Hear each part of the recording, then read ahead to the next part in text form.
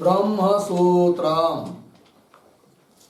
ब्रह्मसूत्र ग्रंथ में page number 776 और 776 पेज के ऊपर से 2 नंबर की पंक्ति है। इंद्रियाधिकरणम। तो बात यह चल रही है कि द्वितीय अध्याय चतुर्थ पाद और द्वितीय अध्याय के चतुर्थ पाद का यह 8 नंबर का अधिकरण आज चालू हो रहा है और इस अधिकरण का नाम है इंद्रियाधिकरणम। ठीक है, अब हर एक अधिकरण की तरह इस अधिकरण के भी जो 6 अंग है उनको हम लोग लिख लेंगे। लिखते शीर्षक है 8 इंद्रियाधिकरणम। 17 से लेकर 19 तक सूत्र संख्या इस अधिकरण की है, अर्थात 3 सूत्रों का यह अधिकरण है। और अब नीचे के पंक्ति में लिखेंगे कौंस में इंद्रियाणाम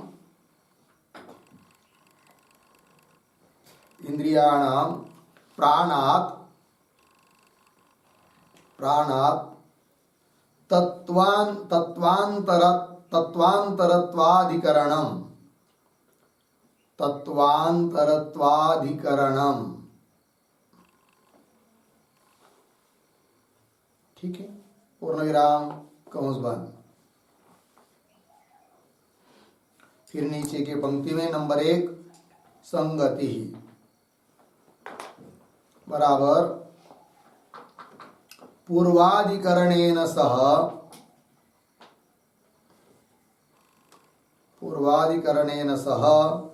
अस्य अधिकरणस्य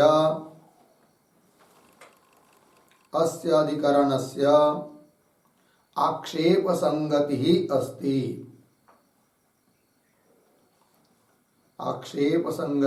अस्ति। पूर्ण विराम। तथा ही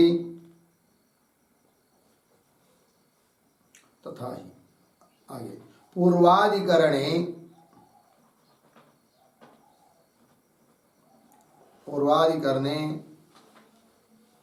वागाद्याः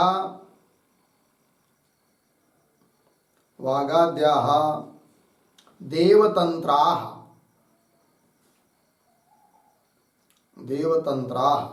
इति साधितम अर्धविराम। किंतु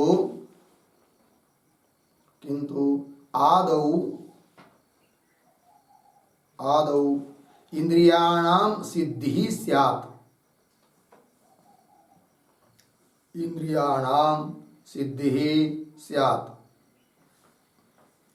अर्धविराम।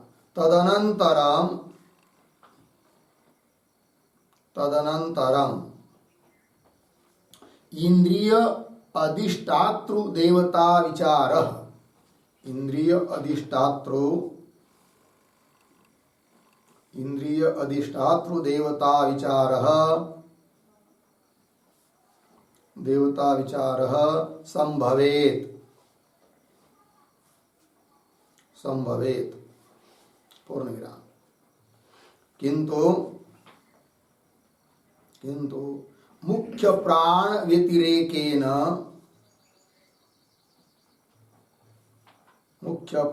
व्यतिरेकेण इंद्रियाभावात्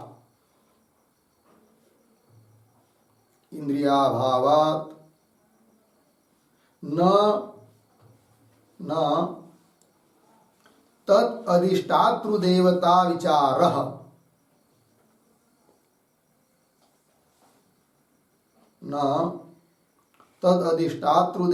विचारः संभवति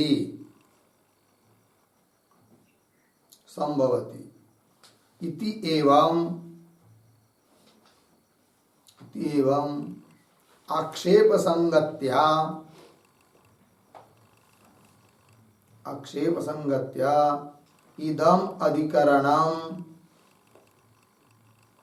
इदम अधिकरणम आरभ्यते।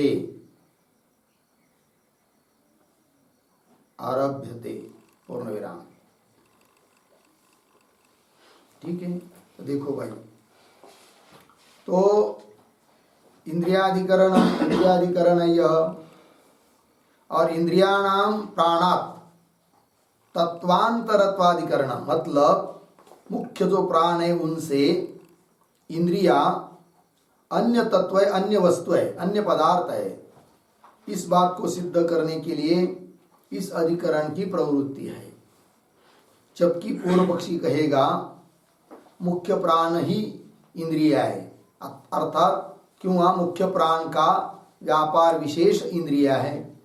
इंद्रिया कोई अलग से तत्व नहीं है, अलग से वस्तु नहीं है, ऐसा पूर्व पक्षी कहेगा।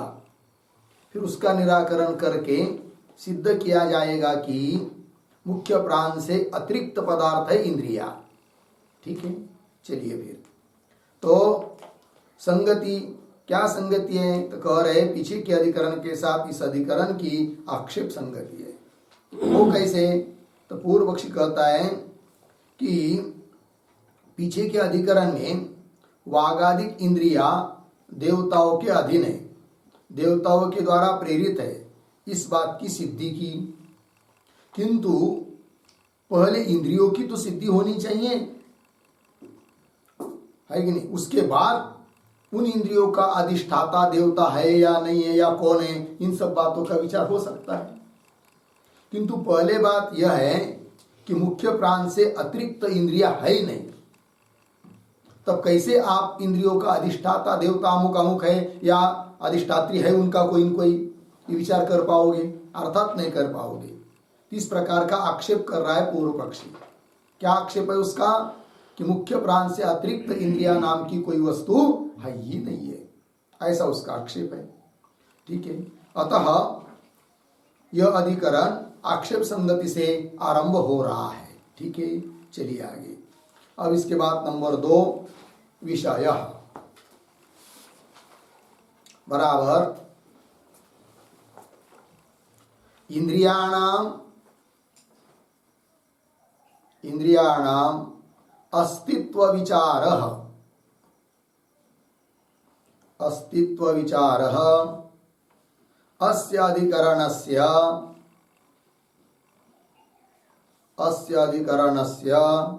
विचार विषयः अस्ति।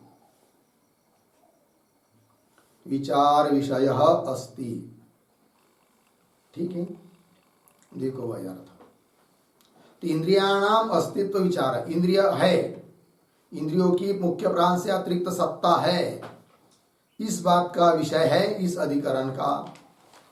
वही कह रहे कि अस्तित्व विचार, इंद्रियाणाम अस्तित्व विचार अस्य अधिकरणस्य विचार विषय। आगे चलिए, नंबर 3, संशय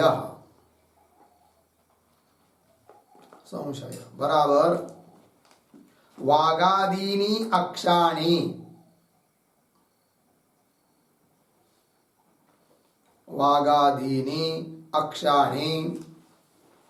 मुख्य प्राणवृत्तयः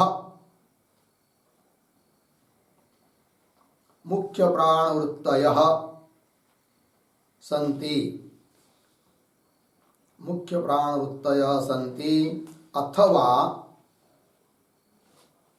अथवा मुख्य प्राणात् व्यतिरिक्तम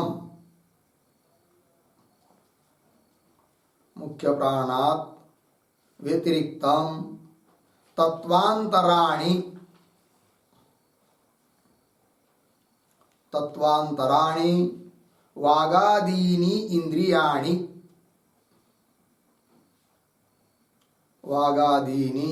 इंद्रियाणि सन्ति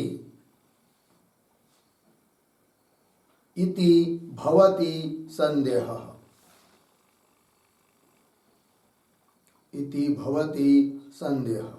ठीक है, देखो भाई अर्थ, तो वागादीनि अक्षाणि, अक्षाणि नाम इंद्रियाणि, तो वागादि इंद्रिया मुख्य प्राण की ही वृत्तियां हैं, मुख्य प्राण का ही व्यापार वागादि इंद्रिय है, अथवा मुख्य प्राणात व्यतिरिक्तम, मुख्य जो प्राण है उनसे भिन्न स्वतंत्र ही कोई वस्तु है, तत्व है, इंद्रिया तत्वांतराणि वागादीनि इंद्रियाणि सन्ति इति भवति संदेह। ये हुआ संशय। क्या थोड़े में वागादि इंद्रिया मुख्य प्राण रूप है अर्थात मुख्य प्राण का ही व्यापार विशेष है, या मुख्य प्राण से अतिरिक्त स्वतंत्र तत्व है वागादि की इंद्रिया? ये हुआ संशय। इसके बाद नंबर 4 पर आता है पूर्व पक्ष। बराबर वागादीनि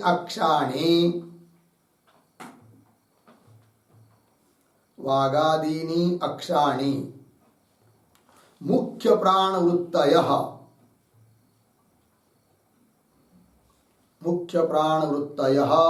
भवितुम्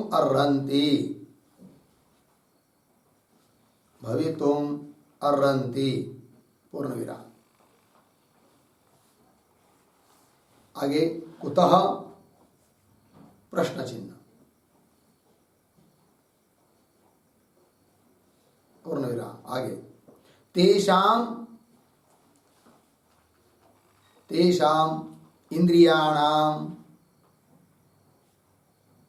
इंद्रियाणां प्राण रूपत्व श्रवणात्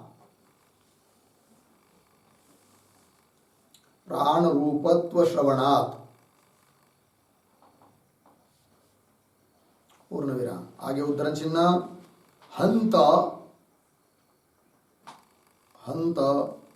अस्य एव सर्वे रूपम असाम इति त एतस्य विग्रह पदच्युत करेंगे तो ते एतस्य एव सर्वे रूपम अभवन। ते एतस्य एव सर्वे रूपम अभवन। पूर्ण विराम। उद्धरण चिन्ह बंद। बृहदारण्यक 1:5-12 1:5-12 हो गया। आगे कौंस में लिखिए हर्ष अर्धविराम हम सब इंद्रिया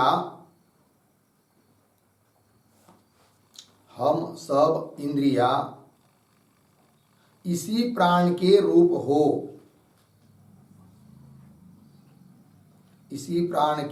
हो अर्धविराम वे सब इंद्रिया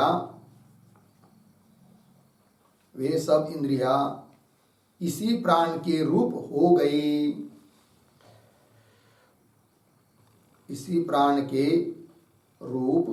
गई। पूर्ण विराम। इति श्रुतेः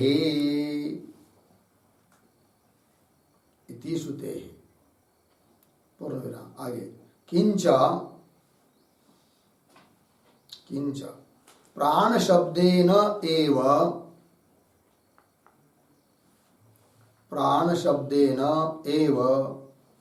तानि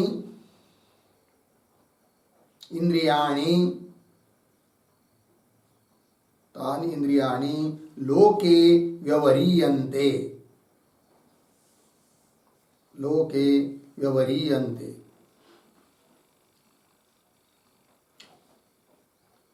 आगे उद्धरण चिन्ह में म्रियमाणस्य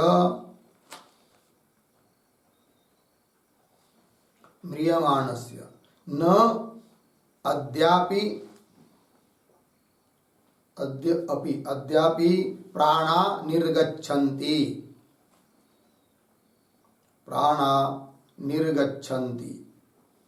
उद्धरण चिन्ह बंद। आगे कौंस में मरने वाले के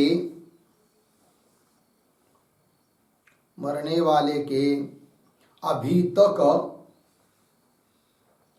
तक प्राण नहीं निकलते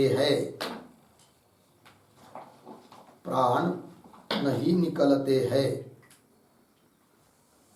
पूर्ण विराम कौंस बंद इत्यादौ पूर्ण विराम। आगे श्रुतिश्च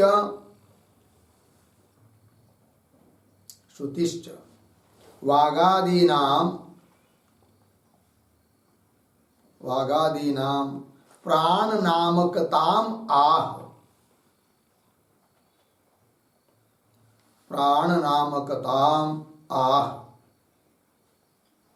आगे उद्धरण चिन्ह में न वै वाचः, न वै वाचः, न चक्षुंषि, न चक्षुंषि, न श्रोत्राणि, न श्रोत्राणि, न मनांसि, न मनांसि इति अचक्षते, इति अचक्षते पूर्ण विराम। प्राणाः इति एव, प्राणाः इति एव अचक्षते,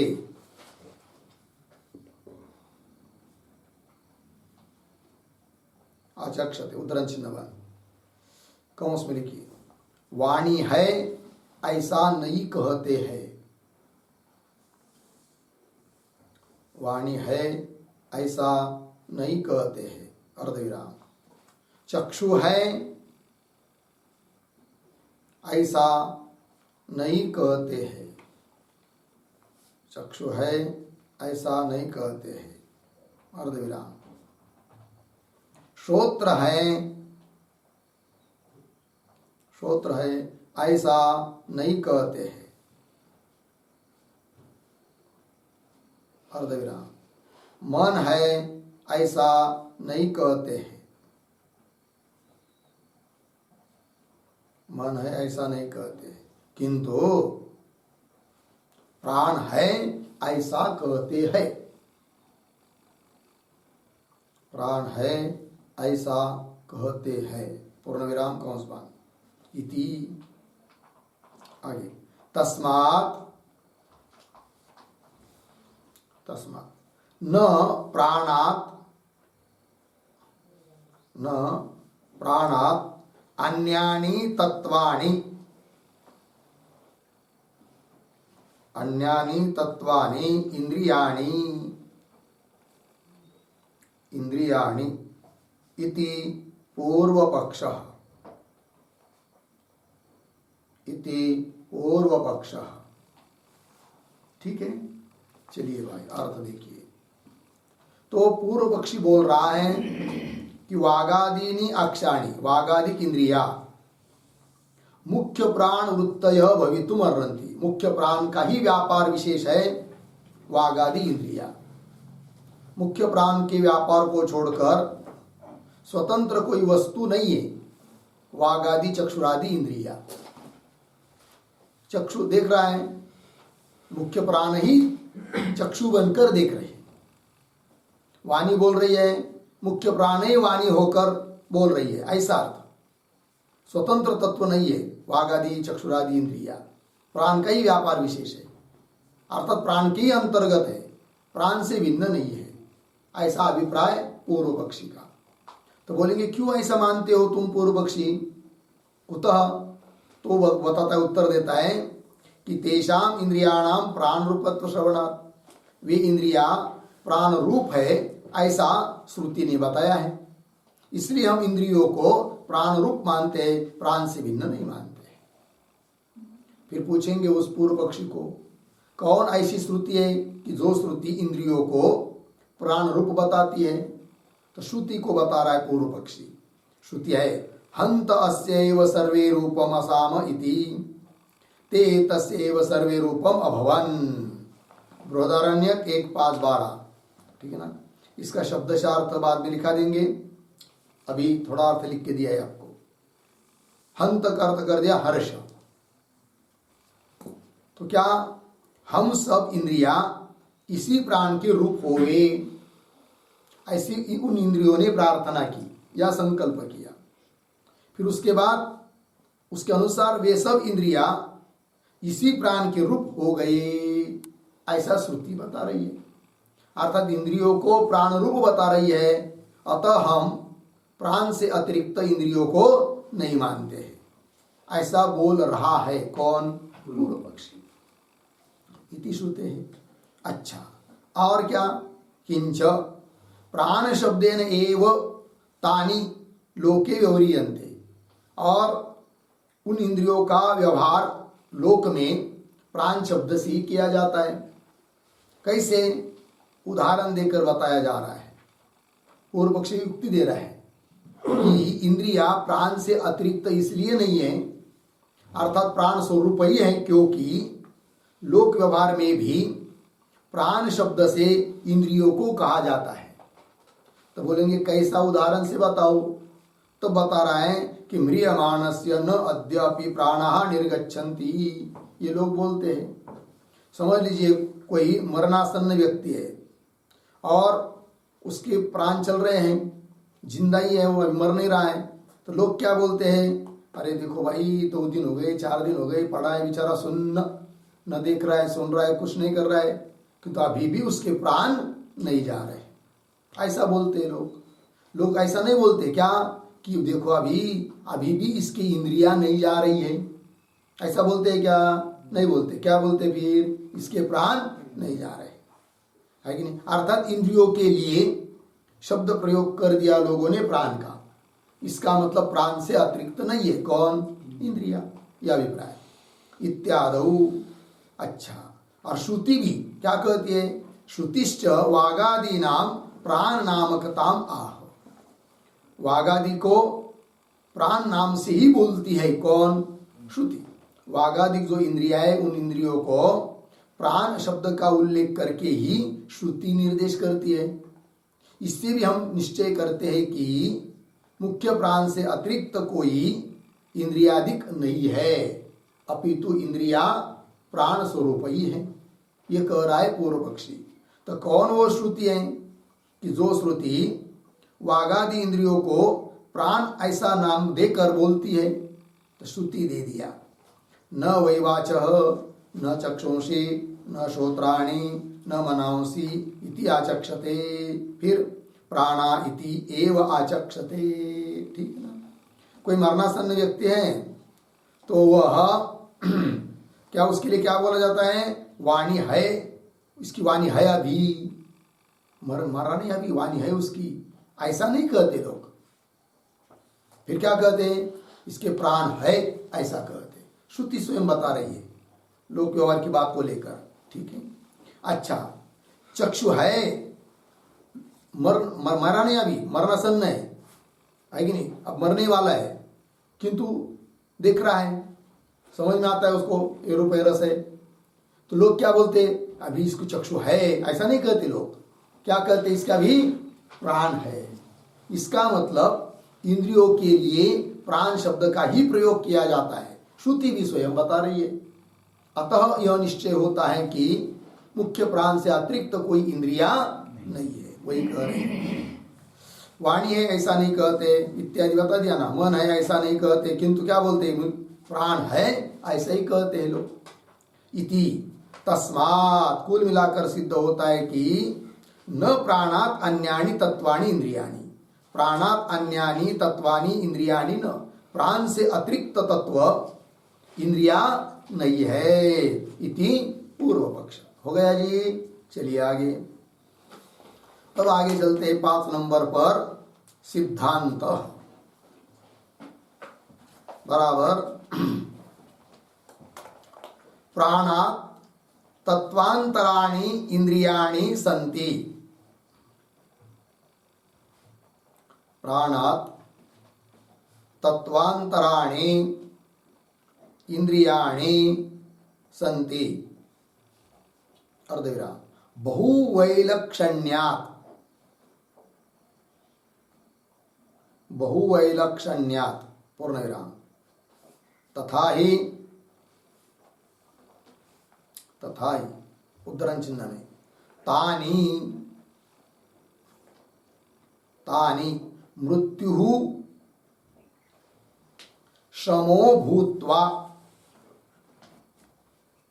मृत्युः श्रमो भूत्वा उपयेमे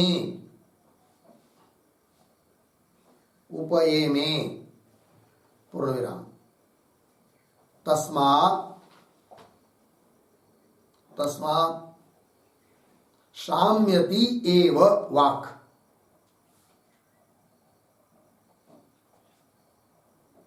शाम्यति एव वाक् उद्धरण चिन्ह बंद।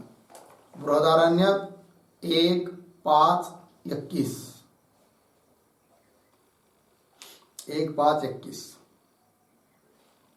आगे इत्यादिना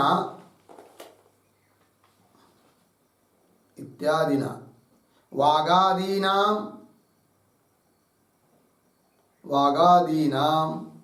स्वस्वविषयेषु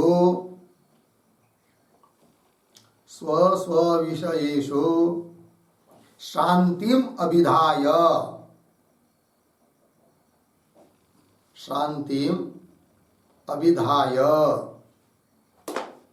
फिर आगे उद्धरण में अथ इमम एव न आपनोति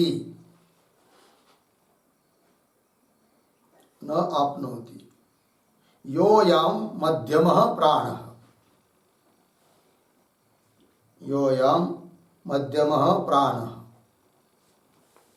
यः संचरंश्च असंचरंच ऐसा है संधि करके संचरंश्च असंचरंश्च न व्यथते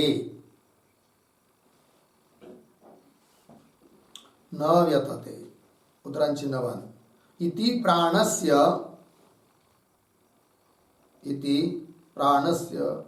स्वव्यापारे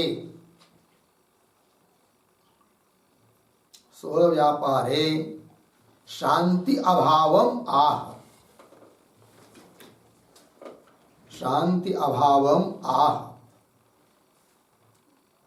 अयम एकः भेदः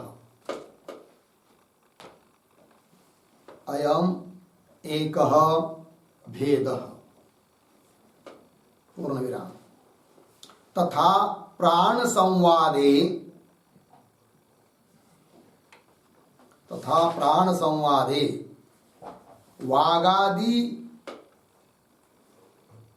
वागादि निर्गमन प्रवेशयोः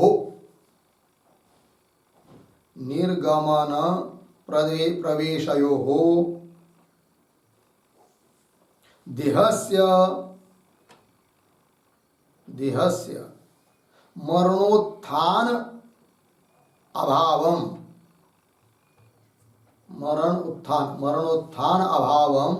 अभिधाय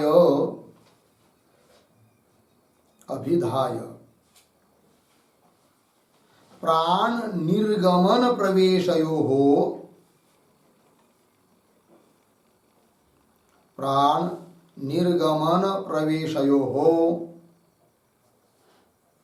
मरणोत्थाने दर्शयति।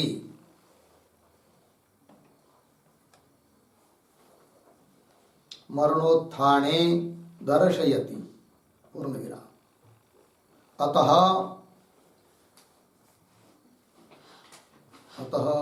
एवमादि भेदोक्तेः अतः एवं क्यों है ना आदि भेदोक्ते एवमादि भेदोक्तेः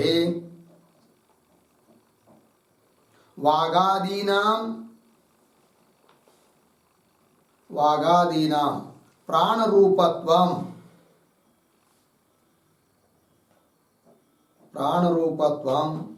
प्राणनामत्वं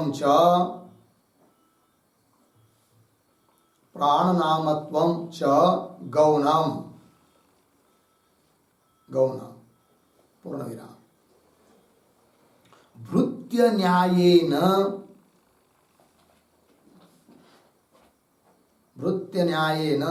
प्राण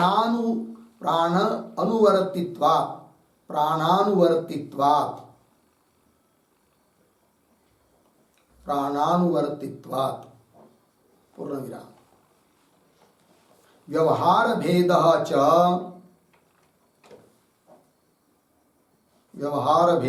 च भूयान् उपलभ्यते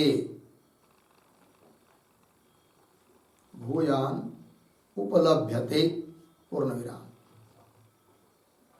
आगे स्वम स्वम विषयम स्वम स्वम विषयम परिच्छिद्य परिच्छिद्य आलोचकानि इंद्रियाणि आलोचकानि इंद्रियाणि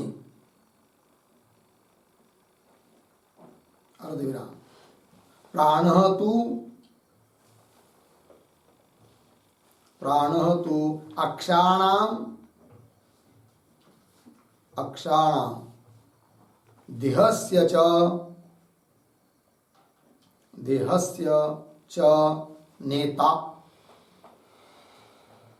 नेता कंस में लिखिए प्रेरक कंस बंद पूर्ण विराम। तस्मात् बहुवैलक्षण्यात्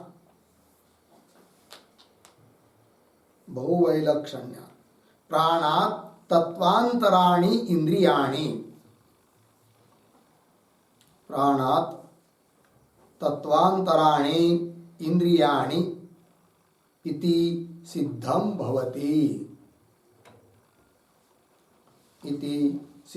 भवति ठीक है। देखो भाई अर्थ तो सिद्धांती कह रहे हैं कि प्राणात् तत्वान्तराणि इंद्रियाणि सन्ति, मुख्य प्राण से अलग है इंद्रिया, तत्वांतराणि स्वतंत्र तत्व है, स्वतंत्र वस्तु है। मुख्य प्राण अलग चीज है, इंद्रिया अलग चीज है, ऐसा कह रहे हैं सिद्धांती। तो तत्वांतराणि इंद्रियाणि सन्ति, क्यों? बहुवैलक्षण्य दोनों में क्या है? बहुत सारी विलक्षणता है। कैसी भाई? तब कह रहे आगे तथा ही तानि मृत्यु शमो भूत्वा उपयेमे तस्मात् शाम्यति एव वाक्। बृहदारण्यक 1:5-21।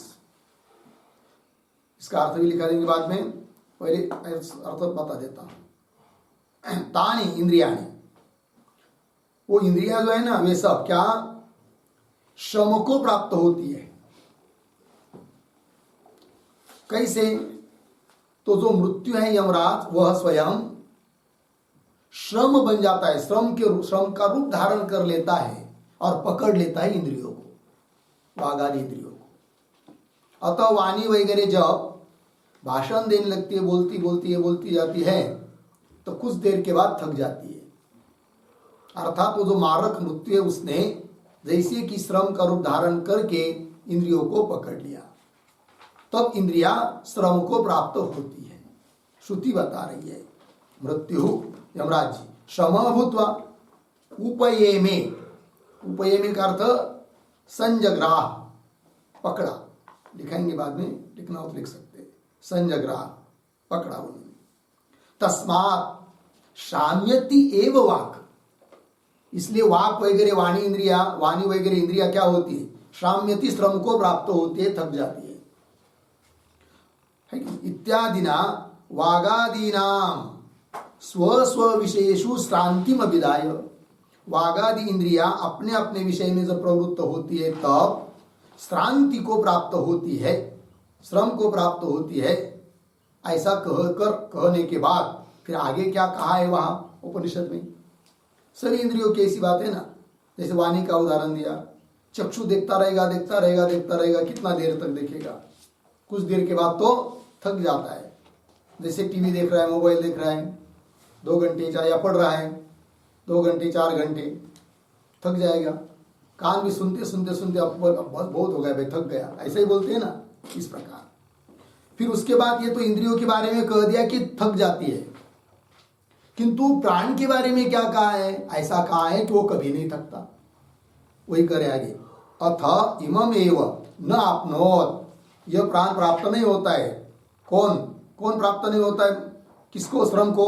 तो करे यह अयम मध्यम प्राण, जो यह बीच वाला प्राण है, वह जो कि संचरण असंचरण च न व्यतते, संचरण करता है, असंचरण करता है तो भी न व्यतते, व्यतीत नहीं होता है, श्रम को प्राप्त नहीं होता है। इति प्राणस्य स्वव्यापारे, अपना व्यापार करने में, शांति अभावम आह अयम एक वेद। प्राणों में शांति का, श्रम का अभाव बताया है।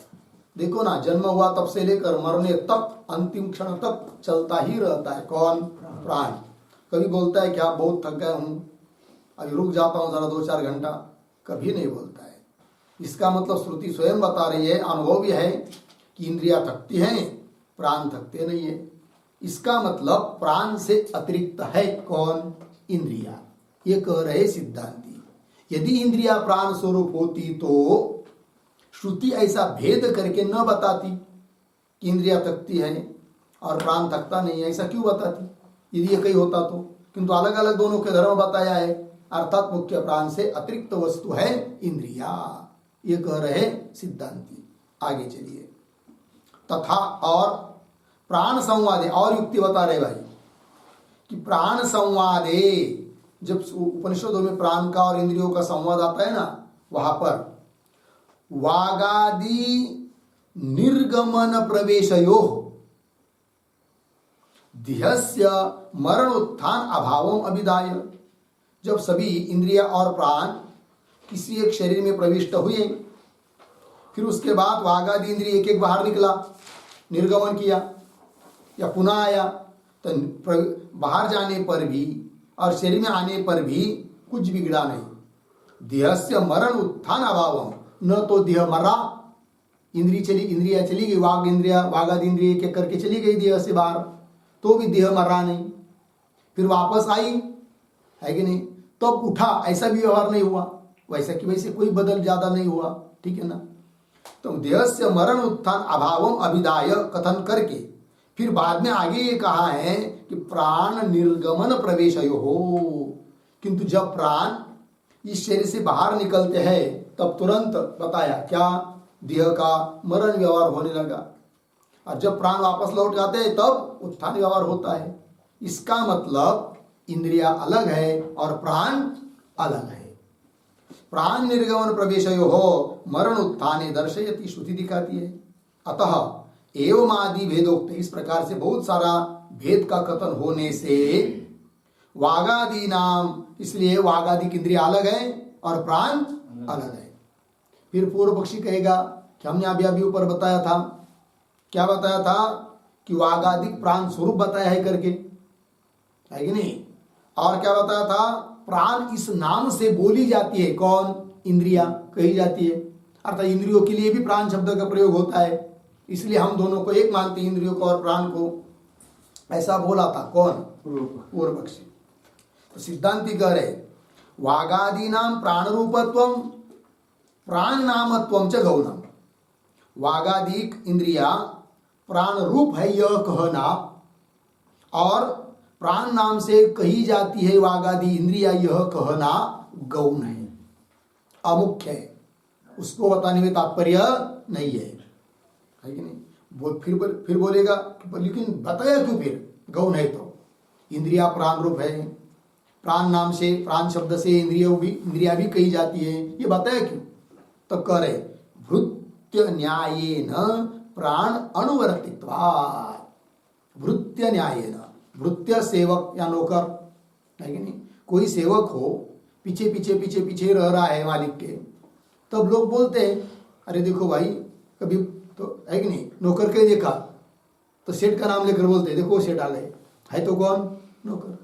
तो उस नौकर में भी या सेवक में भी मालिक ऐसा व्यवहार क्यों किया जा रहा है? इसलिए कि वो मालिक के साथ साथ ही हमेशा रहता है, उसका अनुवर्तन करता है। उसी प्रकार प्राण का अनुवर्तन करते हैं, प्राण के पीछे पीछे चलते हैं, प्राण को कभी भी छोड़कर रहते नहीं है। कौन? इंद्रिया। इसलिए उन इंद्रियों में बताया गया है कि यह इंद्रिया प्राण स्वरूप है, और प्राण नाम से उनका भी उल्लेख किया जाता है। किंतु सचमुच इंद्रिया प्राण ही है, प्राण से अतिरिक्त नहीं, ऐसा कहने का तात्पर्य वहां पर नहीं है। इसलिए प्राण रूपता और प्राण नामता ये गौण है, ये कह रहे सिद्धांती। तो पूर्व पक्षी का खंडन कर दिया, ठीक है? तो भृत्य न्यायेन प्राणानुवर्तित्वात् लग गया। आगे चलिए। व्यवहार भेद च भूयान उपलभ्यते। और व्यवहार भेद भी बहुत सारा उपलब्ध होता है कि नहीं। कैसे दे रहे आगे, स्वम स्वम विषयम परिच्छिद्य आलोचकानि इंद्रियाणि।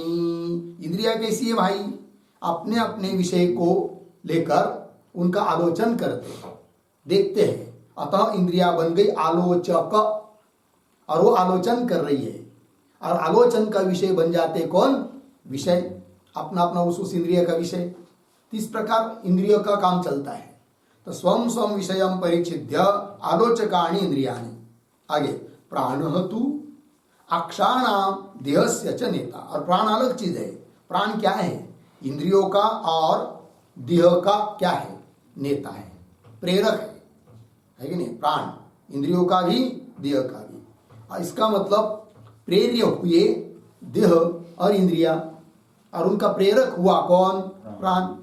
और प्रेर्य से प्रेरक अलग होता है, प्रेरक से प्रेर्य अलग होते हैं, है कि नहीं। अतः यह निश्चय होता है कि प्रेरक जो प्राण, उनसे अलग तत्व है प्रेर्य ऐसी इंद्रिया और देह वगैरह, ठीक है ना। चलिए, प्राण तो अक्षाणाम देहस्य च नेता, तस्मात् बहुवैलक्षण्यात्, बहुत सारी विलक्षणता होने से, प्राणात् तत्वांतराणि इंद्रियाणि, प्राण से भिन्न ही तत्व है कौन, इंद्रिय, प्राण रूप नहीं है। प्राणात् तत्वांतराणि इंद्रियाणि इति सिद्धम भवति। हो गया जी, ये बात हो गई सिद्धांत की। अब चलिए आगे 6 नंबर, प्रयोजनम। बराबर, पूर्व पक्षे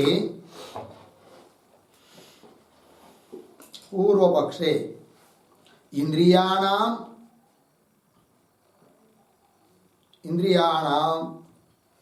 मुख्य प्राणे अंतर्भावः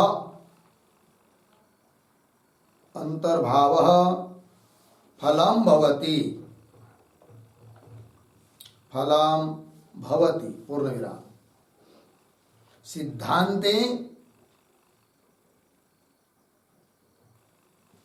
सिद्धांते इंद्रियाणाम मुख्य प्राणे अनंतर्भावः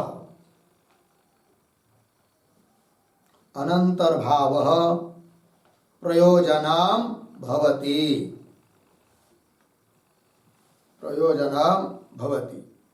पूर्ण विराम। इति उभयोः फलभेदः अस्ति। इति उभयोः फलभेदः अस्ति। ठीक है, देखो भाई अर्थ। तो पूर्व पक्ष में क्या फल, तो इंद्रियों का मुख्य प्राण में अंतर्भाव, ये फल है। और सिद्धांत मत में इंद्रियों का मुख्य प्राण में अंतर्भाव न होना, ये फल है। इति वयो फल भेद अस्ति। हो गया जी। चलिए आगे। अब इसके बाद हर एक अधिकरण का सार बताने के लिए वैयासिक न्यायमालाकार के जो 2 श्लोक है, उन श्लोकों का उच्चारण और उसका अर्थ पहले देख लेते हैं, उसके बाद में चलेंगे भाष्य में। श्लोकों का उच्चारण। प्राणस्य वृत्तयो क्षाणि प्राणात् तत्त्वान्तराणि वा तद्रूपत्वश्रुतेः प्राण नाम्नोक्तत्वाच्च वृत्तयः प्राणस्य वृत्तयोक्षाणि प्राणात् तत्त्वान्तराणि वा तद्रूपत्वश्रुतेः प्राण नाम्नोक्तत्वाच्च वृत्तयः। ठीक, पदच्छेद देखिए। प्राणस्य वृत्तयः अक्षाणि प्राणात् तत्त्वान्तराणि वा तद्रूपत्वश्रुतेः प्राण नाम्ना उक्तत्वात् च वृत्तयः। ठीक, अब अन्वय। दो शब्द छोड़कर आगे अक्षाणी पीछे प्राणस्य वृत्तयः प्राणस्य वृत्तयः थोड़ा आगे वा पीछे प्राणात् तत्वांतराणि प्राणात् तत्वांतराणि आगे तद्रूपत्व श्रुते है आगे सरल है प्राण नामनोक्तत्वाच्च वृत्तयः ठीक है देखो भाई अर्थ अक्षाणी अक्षाणी इंद्रियाणी क्या प्राणस्य वृत्तयः पहला विकल्प वा प्राणात् तत्वांतराणि दूसरा तो विकल्प हो रहा है संशय अक्षर इंद्रिया प्राण की ही वृत्तियां है प्राण का ही व्यापार विशेष है वा अथवा प्राणात् तत्वांतराणि या प्राण से कोई अन्य तत्व है स्वतंत्र वस्तु है इंद्रिया दूसरा विकल्प इन दो में से क्या है तब पूर्व पक्षी प्राप्त हो रहा है वो कहता है तद्रूपत्व श्रुते है एक पहला हेतु प्राण नामोक्तत्वात् दूसरा हेतु च ये दूसरा दो हेतु है वृत्तय वृत्तय मतलब प्राणस्य वृत्तय अर्थात प्राण की वृत्तियां है कौन इंद्रिया प्राण का ही व्यापार विशेष है कौन इंद्रिया ये बोल रहा है पूर्व पक्षी अर्थात प्राण से अतिरिक्त कोई वस्तु नहीं है कौन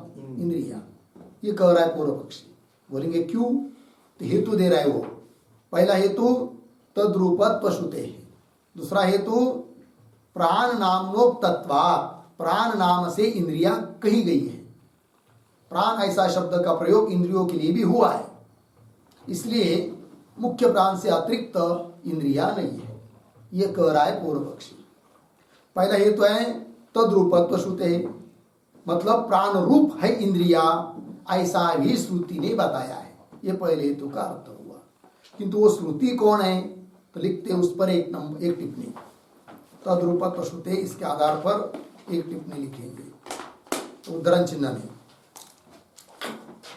हंत आगे अस्य एव सर्वे अस्यैव सर्वे रूपम असाम इति पूर्ण विराम तो एतस्यैव सर्वे रूपम अभवन उद्धरण चिन्ह बन बृहदारण्यक 1:5-12 आगे कौंस में लिखिए हर्ष अर्धविराम हम सब इंद्रिया इसी प्राण के रूप हो हम सब इंद्रिया इसी प्राण के रूप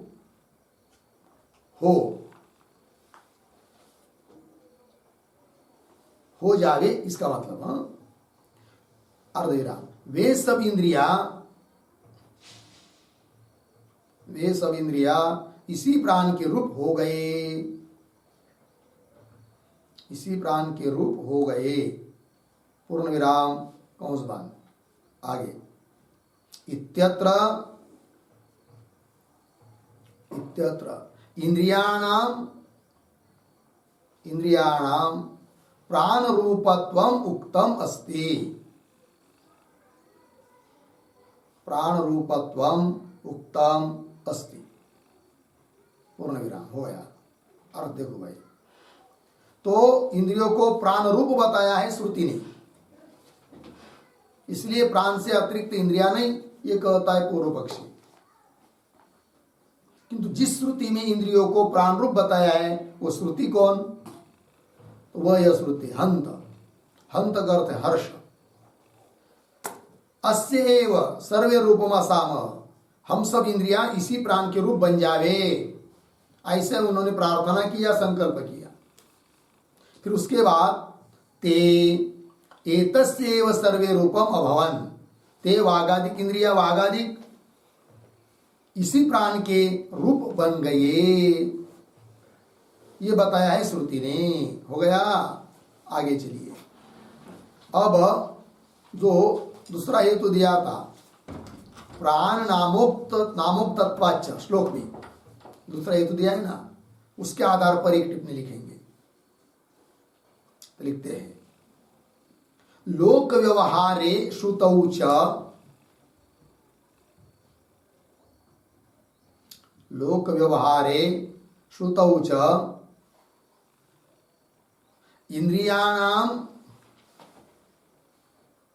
इंद्रियाणाम प्राण शब्देन उल्लेखात्, प्राण शब्देन उल्लेखात् अपि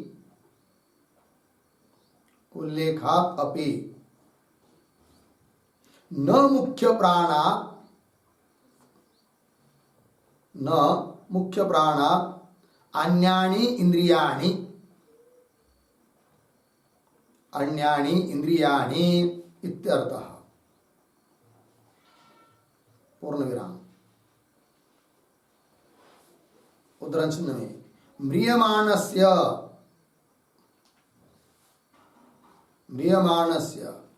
न अद्यापि प्राणाः निर्गच्छन्ति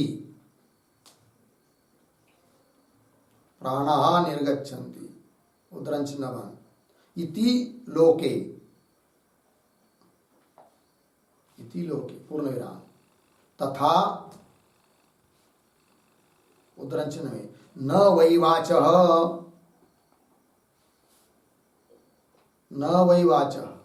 न चक्षुंषि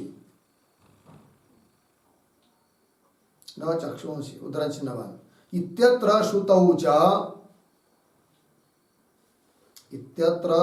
च इंद्रियाणां प्राण शब्दत्वेन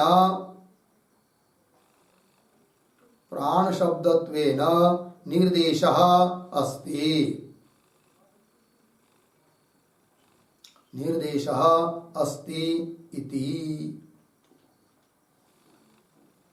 ठीक है। देखो भैया लोक व्यवहार में श्रुतौ च, और श्रुति में भी इंद्रियाणां प्राण शब्देन उल्लेखा, इंद्रियों का प्राण शब्द से क्या है? उल्लेख है। उल्लेख होने से भी न मुख्य प्राणात् अन्यानि इंद्रियाणि, मुख्य प्राण से अतिरिक्त इंद्रिया नहीं है, ऐसा कह रहा है पूर्व पक्षी।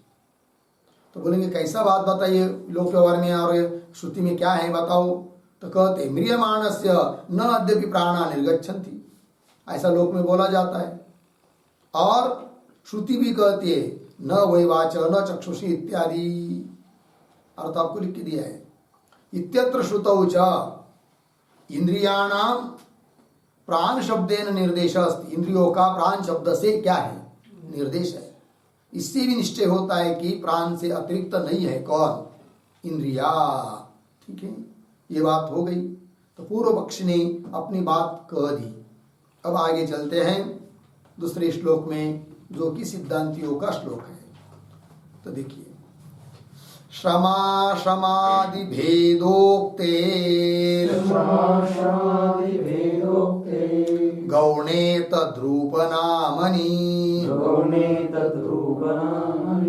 आलोचकत्वे नान्यानि प्राणो नेताक्षदेहयोः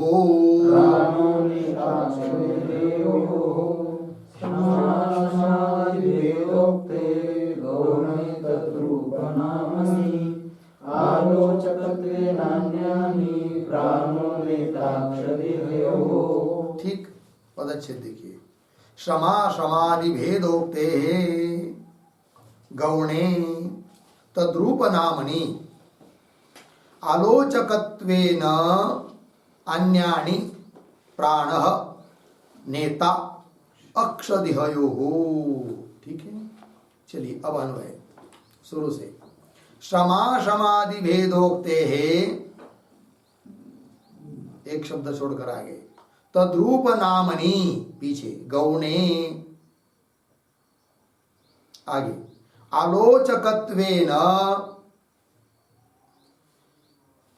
आलोचकत्वेन अन्यानि अन्यानि आगे प्राणः आगे अक्षदेहयोः पीछे नेता अक्षदेहयोः नेता। ठीक है, देखो भाई अर्थ तो कह रहे हैं श्रमा श्रमादि भेदोक्ते है।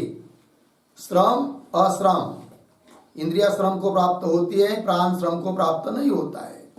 ऐसा भिन्न करके बताया हुआ होने के कारण मुख्य प्राण से अतिरिक्त ही है इंद्रिया, सिद्धांती बोल रहे हैं। फिर पूर्व पक्षी कहेगा हमने अभी ऊपर बताया था कि प्राण रूपता है इंद्रियों को और प्राण नाम से कही जाती है इंद्रिया, इसका क्या? तब उत्तर दे रहा है उसका सिद्धांत उत्तर देते हैं तद्रूप नामनी गौणे, है कि नहीं? इंद्रिया प्राण स्वरूप यह बात गौण है और प्राण नाम से बोली जाती है यह बात भी गौण है। ठीक है ना, वृत्ति न्याय से वो बोली जाती है, ये सिद्धांतियों का अभिप्राय है। यहां पर है कि नहीं, और आगे चलिए। आलोचकत्वेन अन्यानि, आलोचकत्वेन आलोचकत्व धर्म है इंद्रियों में और वो प्राण में नहीं है, इससे भी अन्यानि इंद्रिय अन्य है प्राण से, ये बात हो गई। फिर वो कैसा है प्राण? तब कह रहे अक्षदेहयोः नेता। नेता शब्द का अर्थ लिखे प्रवर्तक, प्रवर्तक है वो। हो गया। आइए ये जो श्लोक है सिद्धांतियों का, ये जो दूसरा श्लोक है, इसमें सबसे पहले आया है श्रमा श्रमादि भेदोक्ते है। उसके आधार पर एक टिप्पणी लिखते हैं।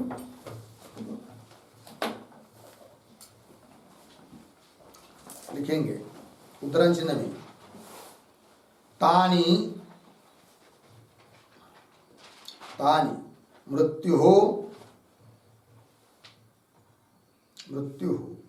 श्रमो भूत्वा उपयेमे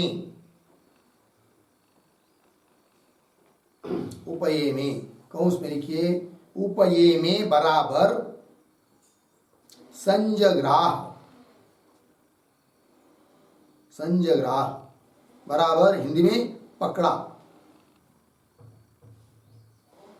पकड़ लिया। कौन सा बात? आगे तस्मात् श्राम्यति एव वाक्, तस्मात् श्राम्यति एव वाक्।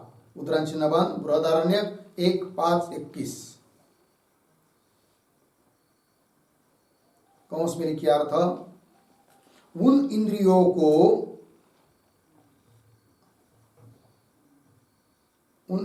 को मृत्यु ने श्रम रूप धारण करके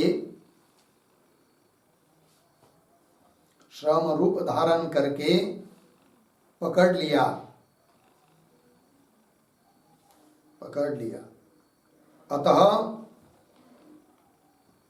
अतः भाषण के लिए प्रवृत्त वाक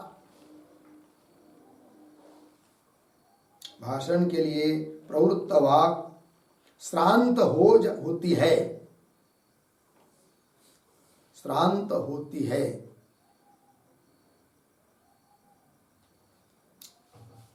यह बताया है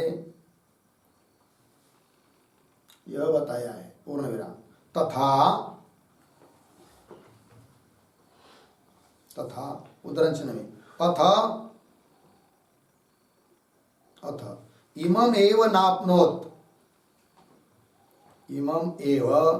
नाप्नोत पूर्ण विराम योयम यह अयम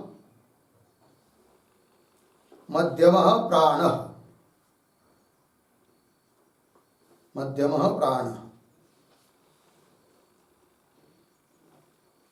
यह संचरणश्च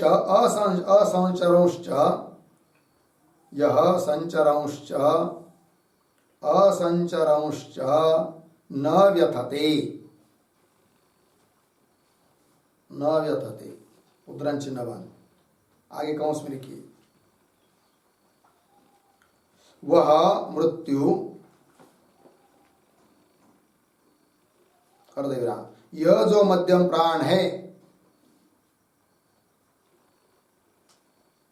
यह जो मध्यम प्राण है उसको व्याप्त नहीं कर सका, उसको व्याप्त नहीं कर सका, अर्धविराम, वह संचार या प्रतिसंचार, वह संचार या प्रतिसंचार करता हुआ भी श्रम को प्राप्त नहीं होता है, नहीं होता है। इस वाक्यते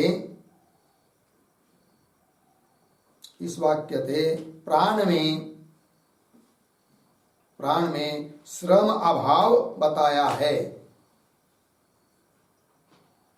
श्रम अभाव बताया है। अतः इंद्रिया प्राण से भिन्न है, अतः इंद्रिया प्राण से भिन्न है। ठीक है, देखो भाई अर्थ, तानि मृत्यु शमो भूत्वा उपयेमे, उपयेमे का अर्थ संजग्राह, पकड़ लिया, तस्मात् श्राम्यते वाक्, उसका अर्थ लिख दिया है। उन इंद्रियों को मृत्यु ने श्रम का रूप धारण करके उन इंद्रियों को पकड़ लिया। अतः भाषण के समय, भाषण के लिए प्रवृत्त हुई जो वाणी है वह थक जाती है, श्रांत होती है, ये बात, इस बात को बताया। और फिर प्राण के बारे में क्या बताया, तो करे अथ इमम एव नाप्नोत य अयम मध्यम प्राण य संचरंच असंचरंच न व्यथते, अर्थ लिख दिया उसका। वह मृत्यु, क्या यह जो मध्यम प्राण है उसको व्याप्त नहीं कर सका, प्राण को थका नहीं पाया, वह मृत्यु थकता नहीं है प्राण, और इंद्रिया थक जाती है, अर्थात दोनों भिन्न भिन्न तत्व है, यह अर्थ हुआ। वह संचार या प्रतिसंचार करता हुआ भी श्रम को प्राप्त होता नहीं। इस वाक्यते प्राण में श्रम का अभाव बताया है, इससे पता चलता है कि इंद्रियों से अतिरिक्त है प्राण और प्राण से अतिरिक्त है इंद्रिया। हो गया, आइए श्लोक में ऊपर मूल में, तो क्षमा क्षमादि भेदोक्ते है, इसका विवेचन हुआ। फिर आगे क्या है, गौणे तद्रुप नामनी, तद्रुप नामनी गौणे, तद्रुप नामनी, इस पर लिखी छोटा वाक्य, इंद्रियाणाम प्राण रूपत्वम, इंद्रियाणाम प्राण रूपत्वम प्राण नामत्वम च, प्राण नामत्वम च गौणम इत्यर्थः, गौणम इत्यर्थ। ठीक, देखो भाई, इंद्रियाणाम प्राण रूपत्व, इंद्रिया प्राण रूप है और प्राण नाम से बोली जाती है, सब बात गौण है। हो गया, आगे चलिए, आगे क्या है, उसी श्लोक के उत्तरार्ध में आया एक बात और, आलोचकत्वेन अन्यानि, ऐसा आया है ना, उसके आधार पर भी एक वाक्य लिखिए। इंद्रियों को विषयों का आलोचकत्व, विषयों का आलोचकत्व बराबर साक्षात्कार जनकत्व, साक्षात्कार जनकत्व होने से इंद्रिया प्राणों से भिन्न है, इंद्रिया प्राणों से भिन्न है। ठीक है, देखो भाई अर्थ, तो इंद्रियों को विषयों का आलोचकत्व है, विषयों का आलोचन करती है इंद्रिया, तो आलोचक बन गई इंद्रिया। आलोचक है मतलब क्या, विषयों का साक्षात्कार प्रत्यक्ष करने के लिए कारण है, साक्षात्कार जनकत्व इंद्रियों में है, वैसा प्राण में नहीं है। इससे भी पता चलता है कि इंद्रियों से है कि नहीं? होने से इंद्रिया प्राणों से भिन्न है, प्राण अलग है, प्राणों से अलग है कौन? इंद्रिया। यदि ये कई होते तो जैसा इंद्रियों में आलोचकत्व है उस प्रकार कभी न कभी प्राण में भी रूपादि विषयों का आलोचकत्व होना चाहिए था, किंतु कभी भी प्राण रूपादि विषयों को देख नहीं सकते, साक्षात्कार प्रत्यक्ष कर नहीं सकते, आलोचकत्व नहीं आ सकता है। इसका मतलब प्राण अलग है और इंद्रिया अलग चीज है। ये बात हो गई, ठीक है जी। और क्या है फिर वो प्राण? तब अंतिम पाद में बताया था अक्ष देह हो नेता। अक्ष मतलब इंद्रिया और देह इनका नेता है, अर्थात प्रवर्तक है कि नहीं? कौन? प्राण। ये बात हो गई। तो हो गया नहीं सब? आगे चलिए फिर। अब इसके बाद भाष्य।